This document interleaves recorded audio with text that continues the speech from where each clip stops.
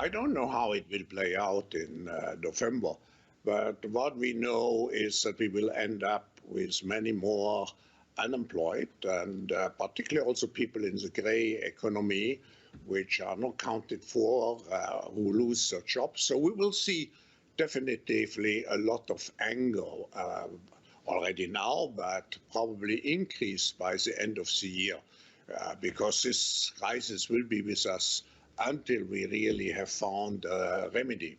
So we have to prepare for a more angry world. And how to prepare?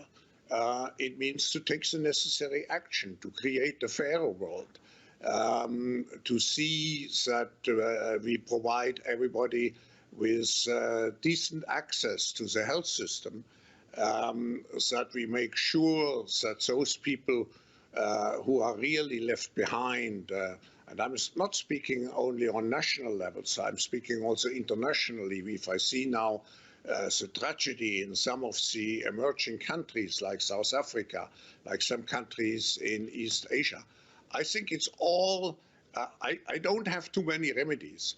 The remedies have to be discussed through dialogue by the stakeholders of our global system, but I just see the need for such a dialogue, and I see the need for action. I see the need for a great reset.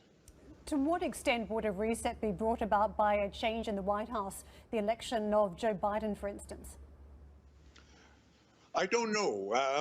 We shouldn't speculate about the outcome of the election. We will see beginning of November, and then we can, in any case, we can, and the World Economic Forum is very open and as an open platform to integrate everybody who is willing to address those issues in a spirit, which means to exercise here true global citizenship.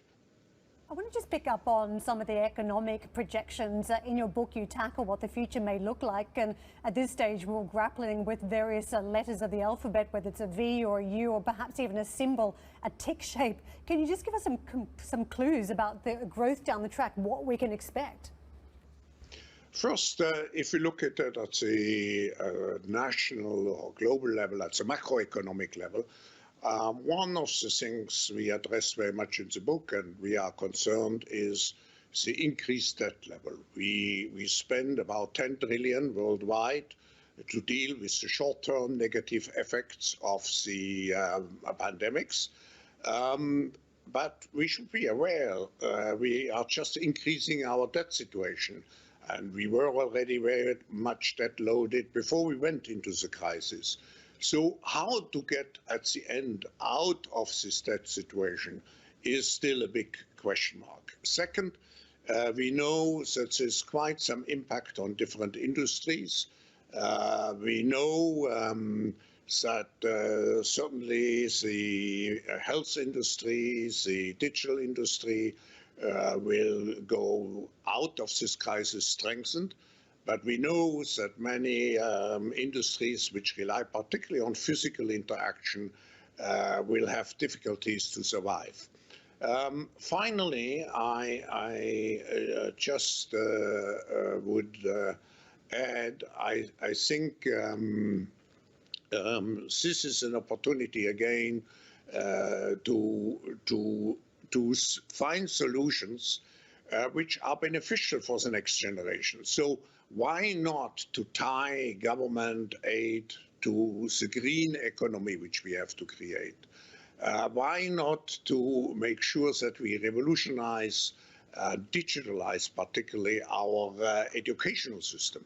So we are here, when we talk about the Great Reset, to talk also about innovation. How can we do things differently from what we used to do? And if we speak about differently, it means also how can we do it to make sure that a majority of people are benefiting from it and not just a minority. We started out Davos this year talking about the environment, Greta Thunberg versus Donald Trump. Certainly a lot of headlines crossing from the mountain. But last time round in the crisis, we saw people didn't care so much about the environment when we were talking about large-scale job losses. This time seems different. Are you surprised about how strong the sustainability theme has been right through the pandemic? No, I would see even a chance to accelerate, let's say, our transition into a green economy, because people probably recognize that we have to become more resilient. We have now the experience of one crisis. The environmental crisis, the climate crisis could be a much bigger one. So I see more awareness, but on the other hand, we have the big issue of unemployment, of low levels of employment, and I think we shouldn't see the two as contradictory objectives. If you go by that, I'm not selling my survey.